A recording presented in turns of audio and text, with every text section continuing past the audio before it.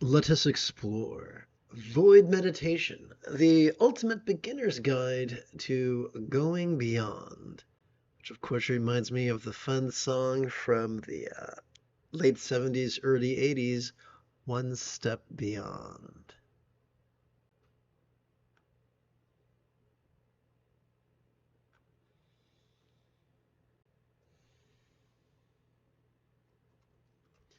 Whether you are studying the Taoist texts or the Buddhist text, you will come across the word void.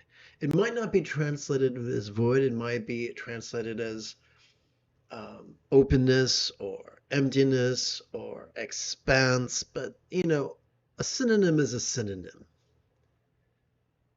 Now, I'd like to jump ahead for a moment. So, Sturgeon's law reminds us that 90% of everything sucks, including human beings. And so 90% of us are profoundly rigid. Maybe 10% of us are flexible. The 90% of us that are super rigid forget there are such things as figures of speech. The flexible know that sometimes things are literal, sometimes they're figurative, sometimes they're hyperbolic, sometimes they are simile, sometimes they're a metaphor. You get the idea.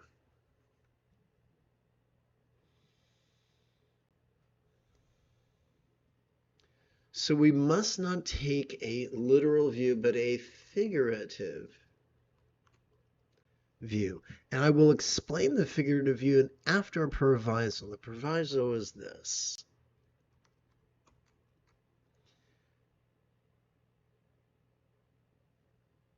Emptiness or voidness or spaciousness or openness was never intended to be a dodge for reality, an escape from reality. This is important.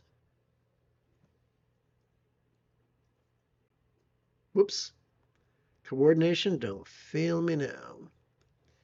The great South Indian Buddhist philosopher Nagarjuna reminded, or tried to remind, the community that there were two truths.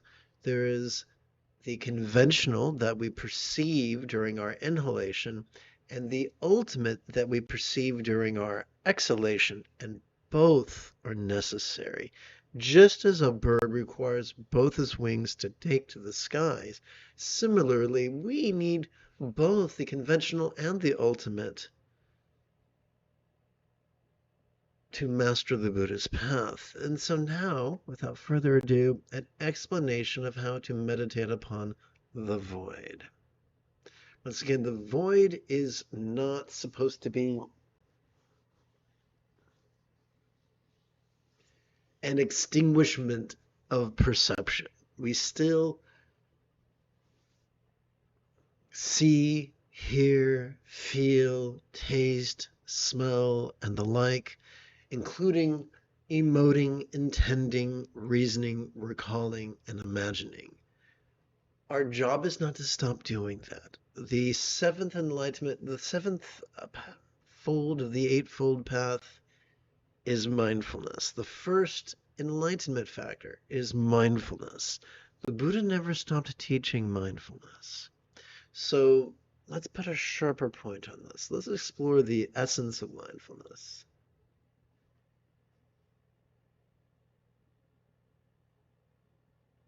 Good morning, Dawn. Okay, so let's explore mindfulness. Every time we inhale, whether we know it or not, we are wired to automatically access the sympathetic nervous system, whose nexus is the middle third of our spinal cord. Forgive the inaccuracy of the diagram. This sympathetic nervous system has evolved to help us notice in a very special way. To help us notice vulnerably, passively, viscerally, randomly, and fleetingly, which is not rigid, which is flexible, which is not concentration, but which is mindfulness. But what is it that we have evolved to notice?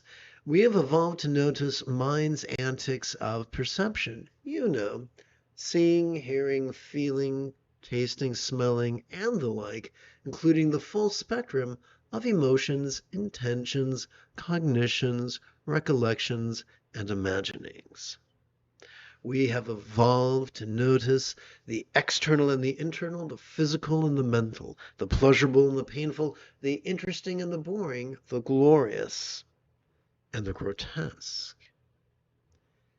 It's not our job to indulge the fundamental duality recognized by the Buddha. We're not supposed to be slaves to our dreads and desires. They'll always be there. They're baked into the cake of our basal ganglia, our underbrain, if you will. The question is not whether we are experiencing dreads and desires, but whether those dreads and desires are controlling our choices and our utterances and our deeds. What is the key to freeing ourselves from the tyranny of our survival instincts to reach for some things and shove at others? It's two-part. This first part is simply this. When we silently and mentally recite the demonstrative pronoun this during each inhalation, we interrupt the pattern, the habit of our cerebral cortex competing against our sympathetic nervous system, and instead open space for these two kids to cooperate. Well, what do we do with all this stuff that we've noticed? In a word, meditation.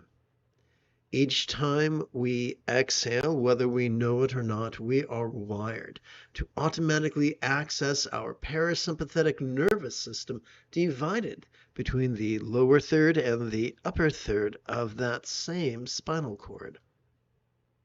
This parasympathetic nervous system has evolved to support both physical relaxation as well as mental release.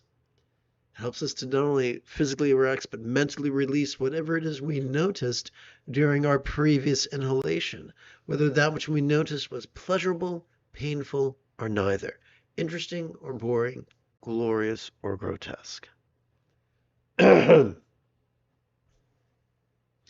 Each time we silently and mentally recite the one-syllable verb ease during our exhalation, we interrupt the habit pattern of our cerebral cortex competing against our parasympathetic nervous system, which is always disastrous, and instead set space for these two kids, you guessed it, to cooperate.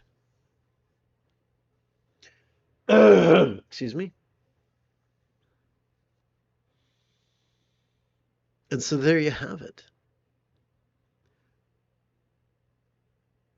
When we relax into our exhalation, whatever we noticed during our previous inhalation, fleetingly could feel a little bit less tantalizing, a little bit less defining, a little bit less permanent.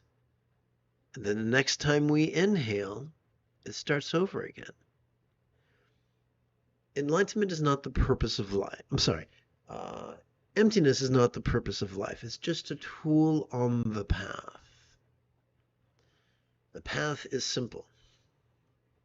We notice as we inhale, we release as we exhale, and in so doing, we experience greater freedom from the tyranny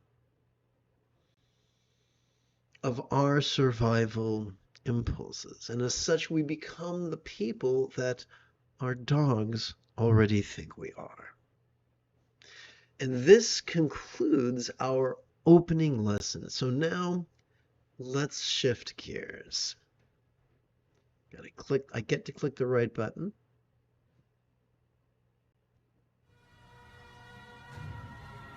It is Ahsoka Tano Thursday morning.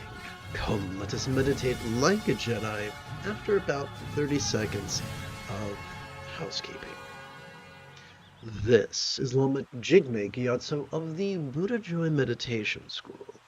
For more than 30 years, I've spent about 8 hours a day, almost every day, studying, practicing, mastering, and reverse engineering the teachings and techniques of each school of meditation so that I could become your nerdy, neurodivergent guide to nirvana. Welcome, my friends, to Meditate Like a Jedi, which is made possible due to the generosity of viewers just like you. We turn now to the latest iteration of very easy meditation. So as I mentioned a week or two ago, I switched computers and it's taken me all this time to get my graphics in a row, like ducks at a shooting gallery. So I get to click this button and be on my merry way. Let us begin with the first of 5 mindful crease counting meditations. Let us together rest the great knuckle at the base of our right little finger, upon the tip of our left middle finger, palms up in our lap. Doing so could gently invite our real or imagined subtle energies to automatically coalesce in the bladder region of our lower abdomen.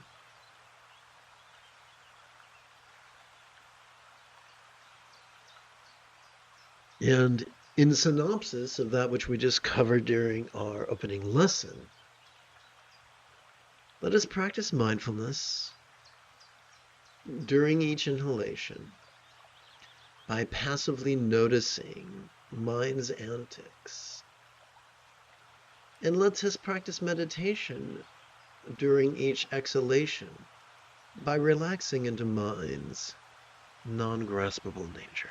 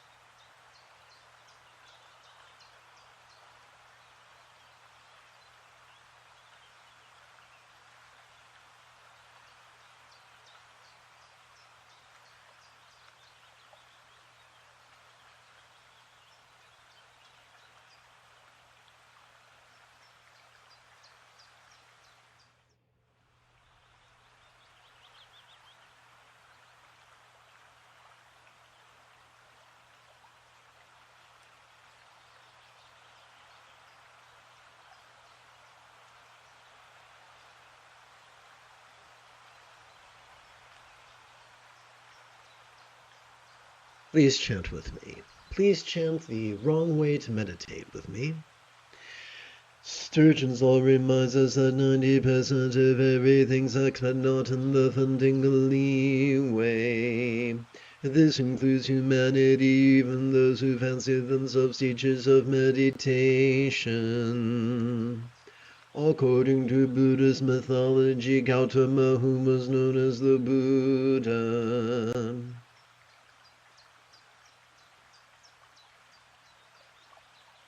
let's hit control, was rather flexible, loving, rational, laid-back, lucid, egalitarian, cooperative, and kind. I guess that's unnecessary. Let's go back. This is why many people are enthusiastic to emulate his example. Many people, that is, other than his foolish cousin Devadatta. Whoops, what happened there? Oh, okay.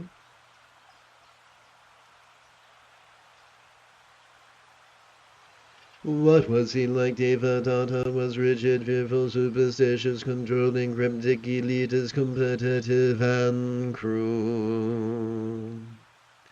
Gautama's path could be described by many terms, including inner spiritual matriarchy, and Devadatta's as yang or religious patriarchy. Statistically, the majority of meditation teachers unwittingly follow in the footsteps of the Buddha's foolish cousin. Therefore, it should come as little surprise that these individuals implore the students to actively focus and analyze.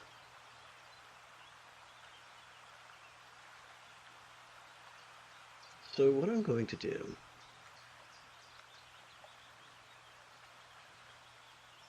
is, that was a mistake. Let's go back.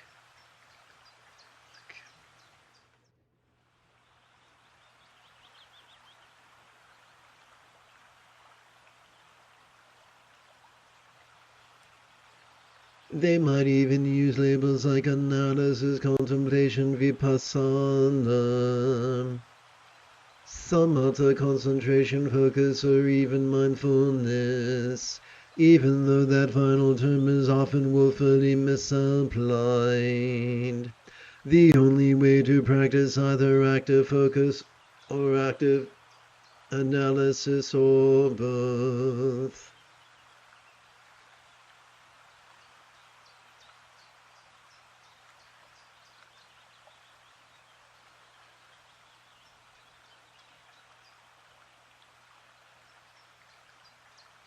Whoops, look at that. That is what we call a boo-boo.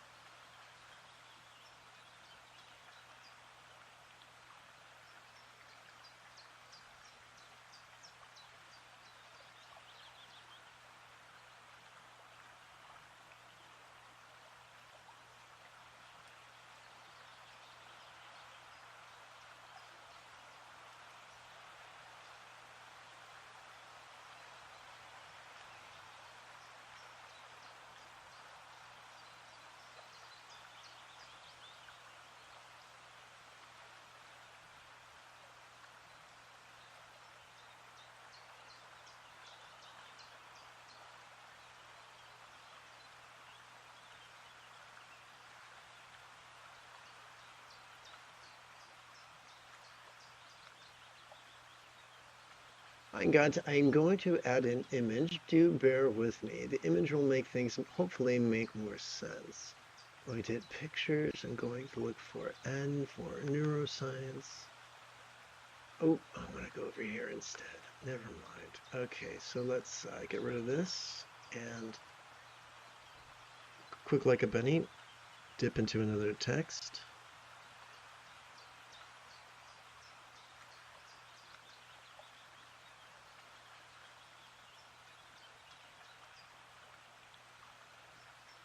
Excuse me.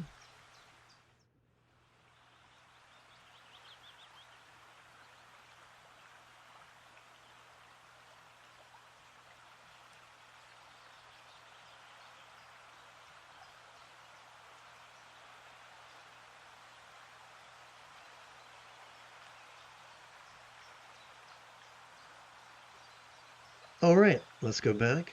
The only way to practice either active focus, active analysis on both is to rely upon discrete neural pathways such as found in our medial prefrontal cortex or our dorsolateral prefrontal cortex. Overuse of such regions triggers our amygdala. Overuse of such regions triggers our amygdala, the seat of anxiety and aggression.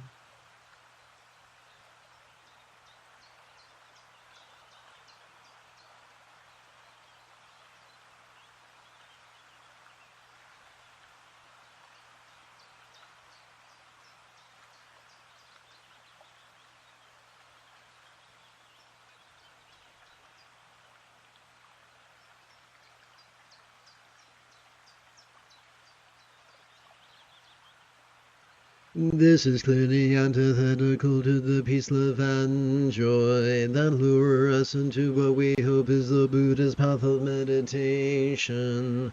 For better it is to practice mindfulness and meditation in reliance upon our autonomic nervous system. For doing so could calm the anxiety and aggression of our amygdala, as well as excite the empathy of our anterior cingulate gyrus.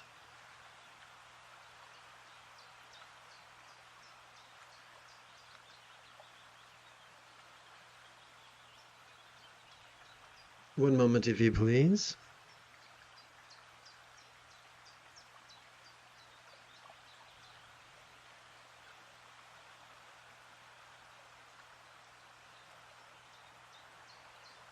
Copy and paste.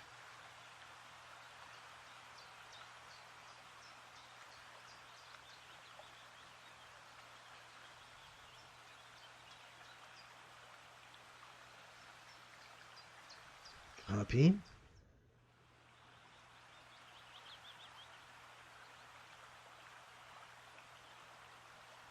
and paste.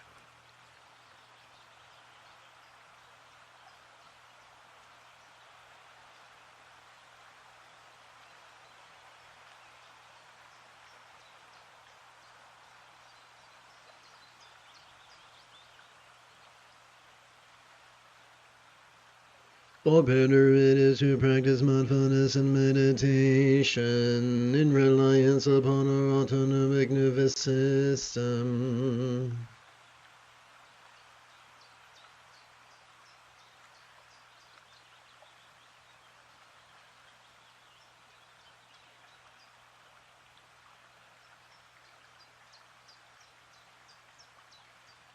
For doing so could calm the anxiety and aggression of our amygdala.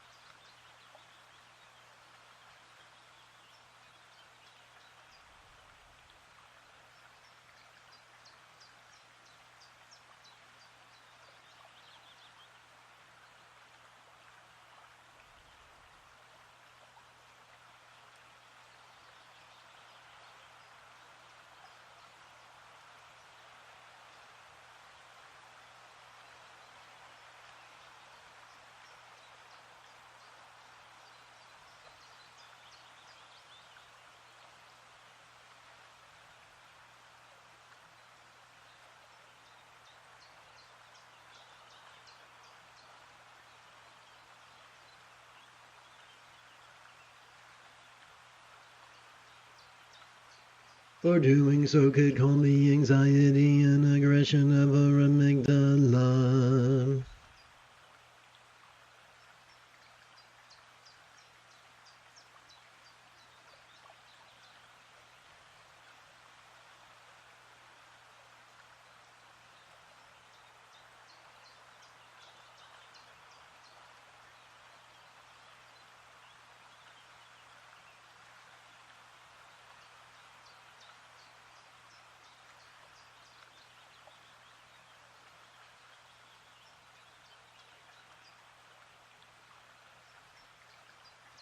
as well as excite the empathy of our anterior singular gyrus.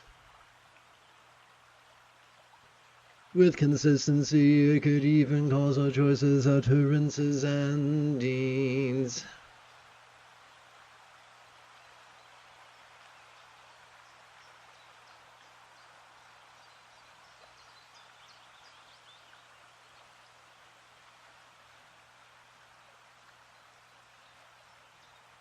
Whoops.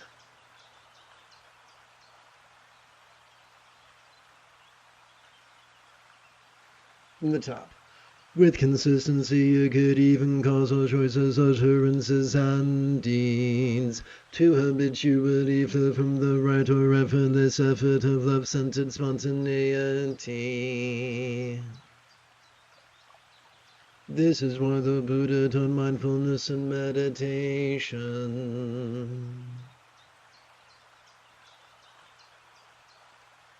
Okay, that was a lot of editing, and I really appreciate your patience a great deal.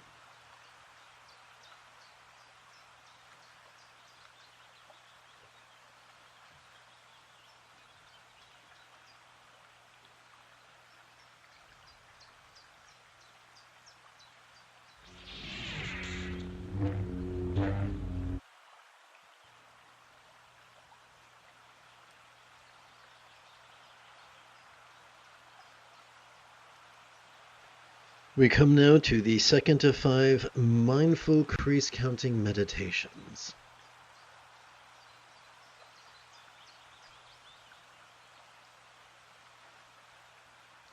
Together, let us rest the great knuckle at the base of our right ring finger upon the tip of our left ring finger, palms up in our lap.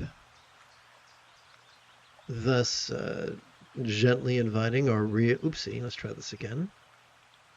Thus gently inviting our real or imagined subtle energies to automatically coalesce at the navel region of our mid-abdomen.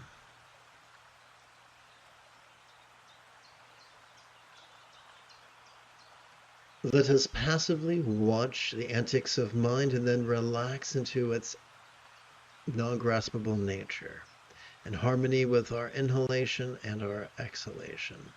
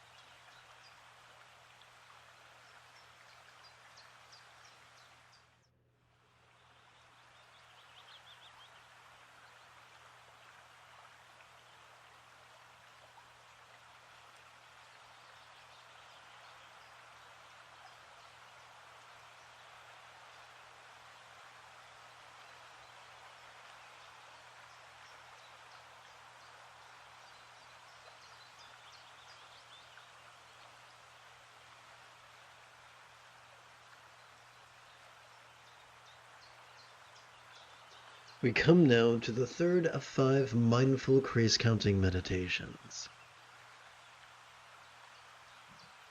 Let's rest the great knuckle at the base of our right middle finger, palm the tip of our left middle finger, palms up in our laps.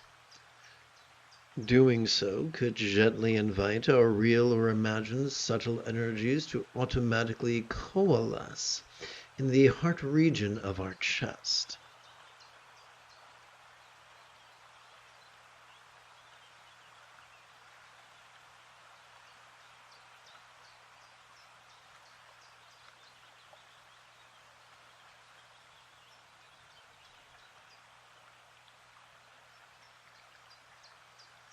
As we silently and mentally recite the demonstrative pronoun this during our inhalation, we could passively notice mind's antics. As we silently and mentally recite the one-syllable verb ease during our exhalation, we could relax into mind's non-graspable nature.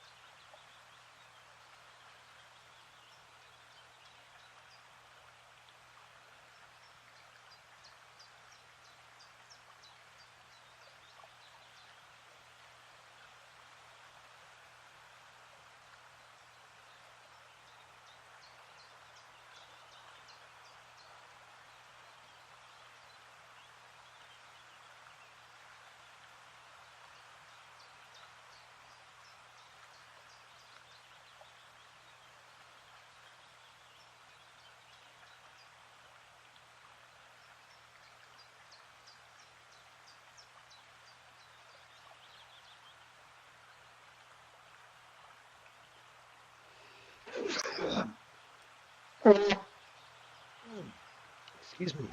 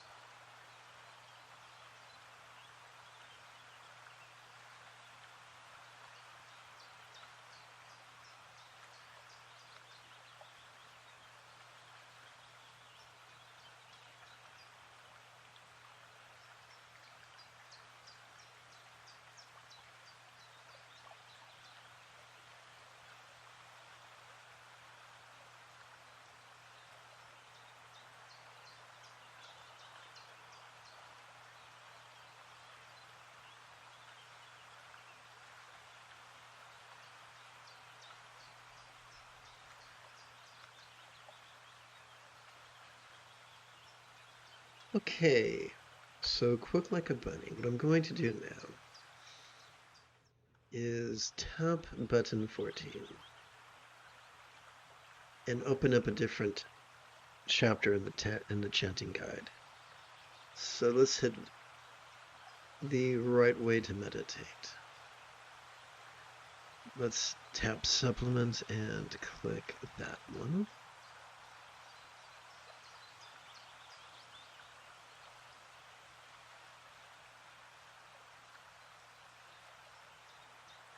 Please chant with me.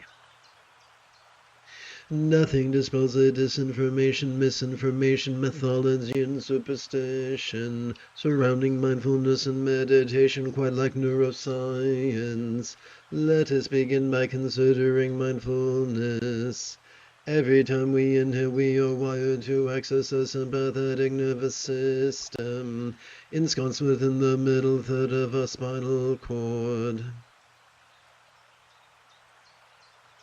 So let's see, how do we want to do this?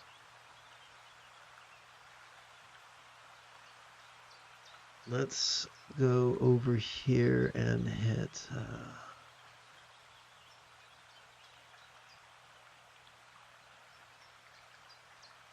okay.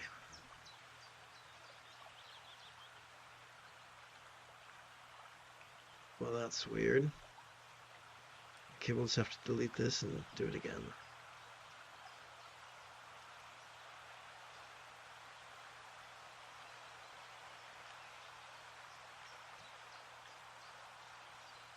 Paste. That's not what I had in mind. Okay, let's delete that. Let's go over here. 1, 2, 3, 4. Let's see if this fits.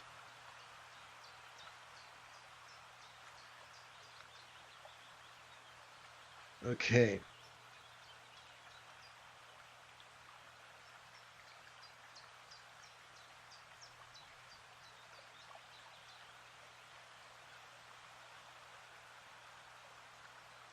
Copy.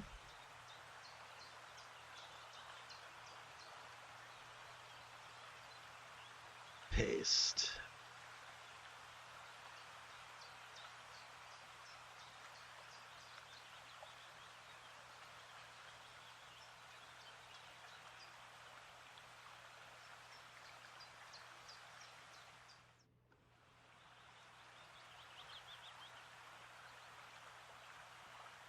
Okay. I'm having some technical difficulties. Please bear with me.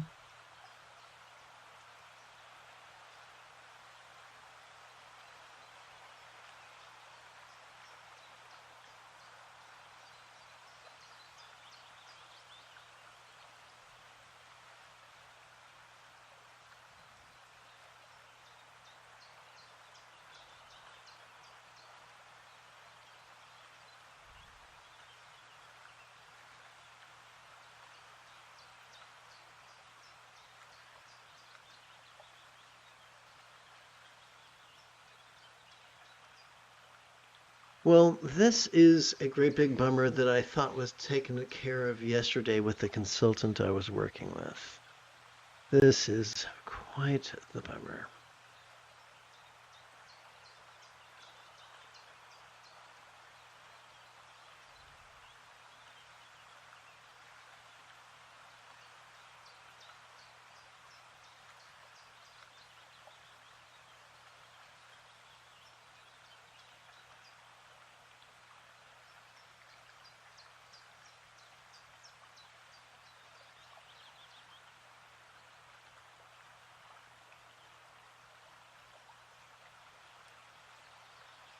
Please bear with me. I apologize for the inconvenience.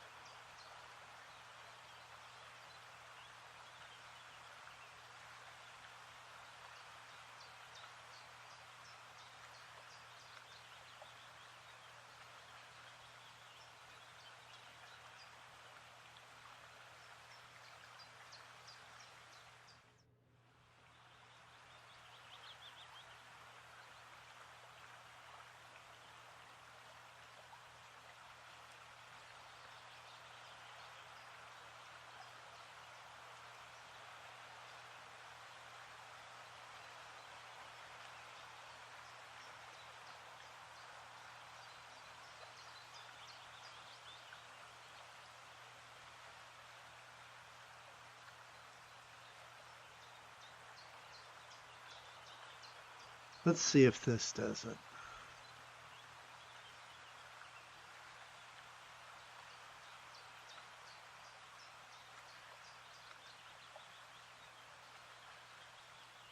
Okay, well, please bear with me. If you have any expertise in the latest version of Word, please reach out to me.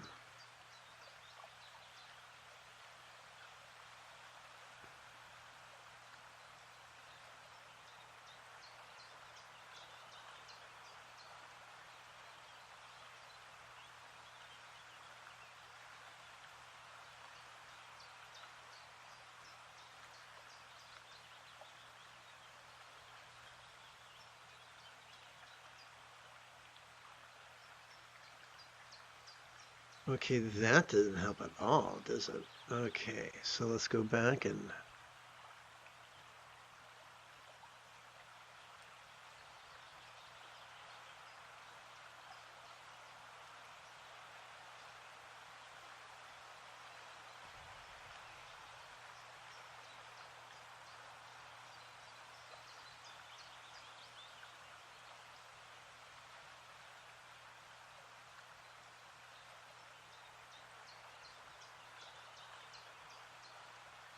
That didn't do it.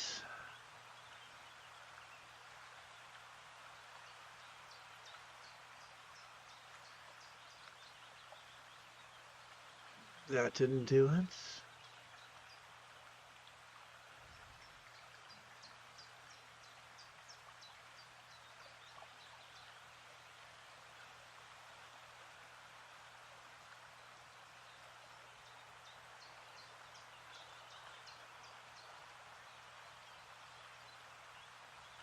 Well, it looks like there's a little teeny padlock on this anchor, so maybe that's the key.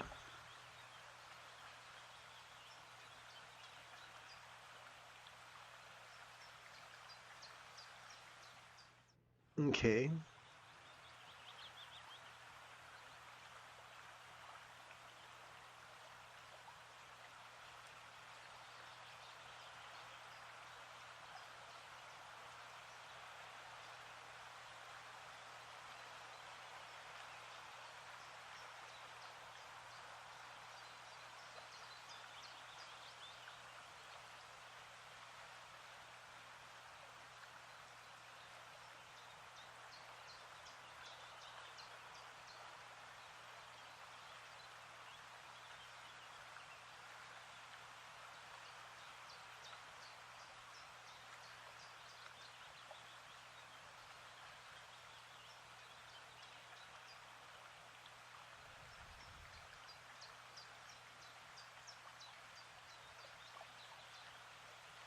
Okay, well, I'm going to have to postpone this for another time. I apologize. Let's continue chanting.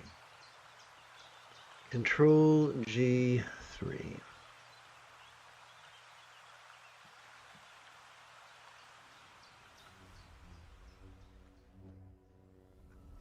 Okay, let's continue. I'm sorry, guys. Here we go. Every time we inhale, we are wired to access the sympathetic nervous system.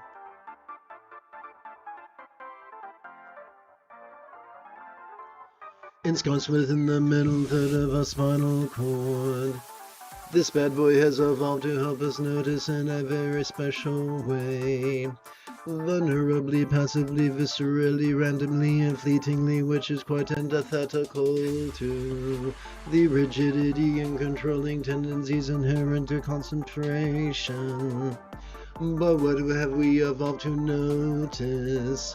We have evolved to notice perceptions such as seeing, hearing, feeling, tasting, smelling, and the like. We have also evolved to notice the full spectrum of human emotions, intentions, cognitions, recollections, and imaginings. If this mindfulness is the natural function of our sympathetic nervous system, then why do we sit down every 12 hours or so to formally practice? Every time we silently and mentally recite the demonstrative pronoun this during or inhalation. Wow, something's off with that. Sorry guys, that's all on me.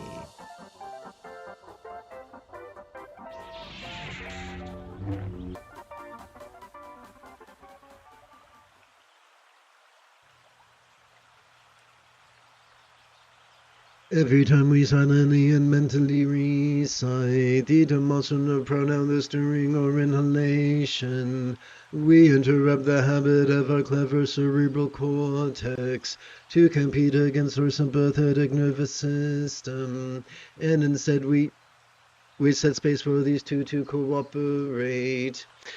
But what are we to do with all that we notice?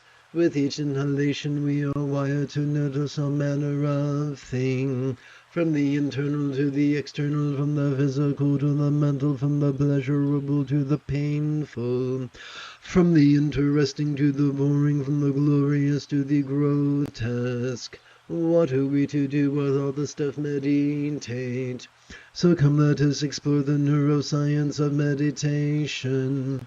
Each time we exhale, we are wired to effortlessly and automatically access our parasympathetic nervous system,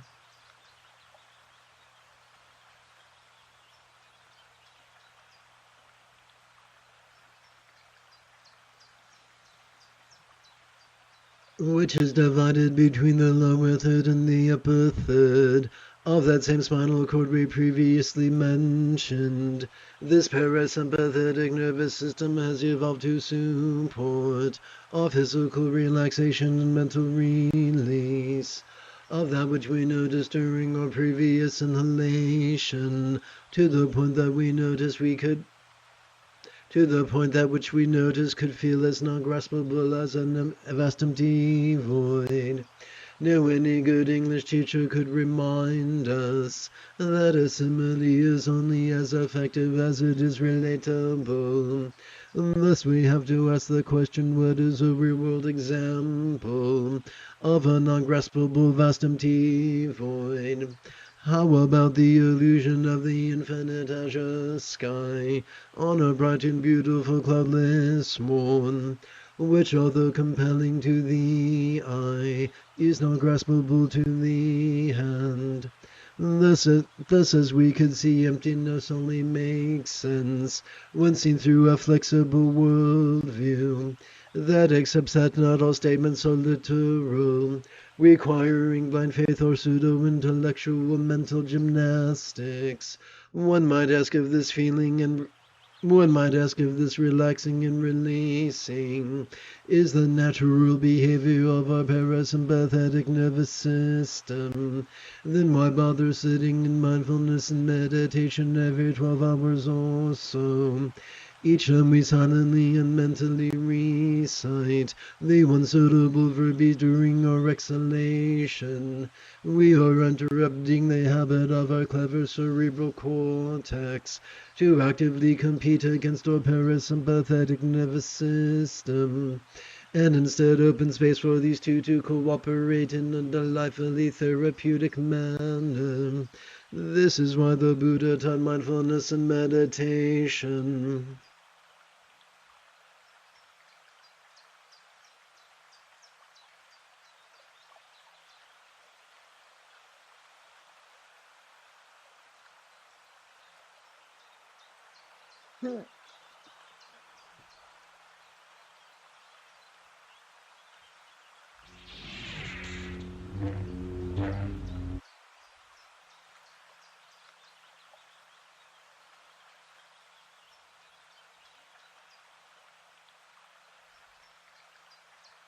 Let us rest the tips of our 4 left fingers on the great knuckles of our 4 right fingers.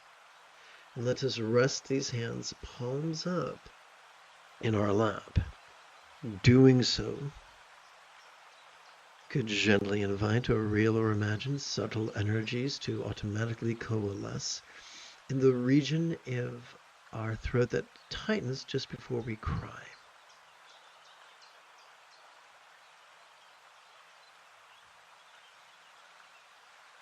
Let us practice mindfulness by vulnerably, passively, viscerally, randomly, and fleetingly noticing mind's actions as we silently and mentally recite the demonstrative pronoun this during our inhalation. Let us practice meditation by physically relaxing and mentally releasing that which we noticed during our previous inhalation, as we silently and mentally recite the one-syllable verb ease during our exhalation.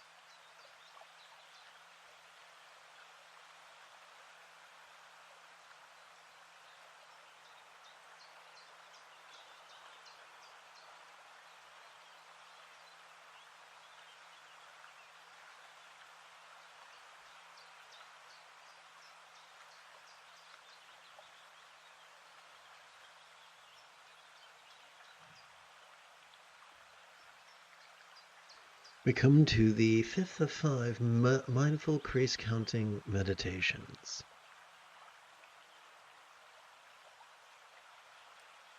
Let us rest the great knuckle at the base of our right index finger upon the tip of our left index finger, palms up, in our lap. Doing so could gently invite our real or imagined subtle energies to automatically coalesce at the crown area of our head.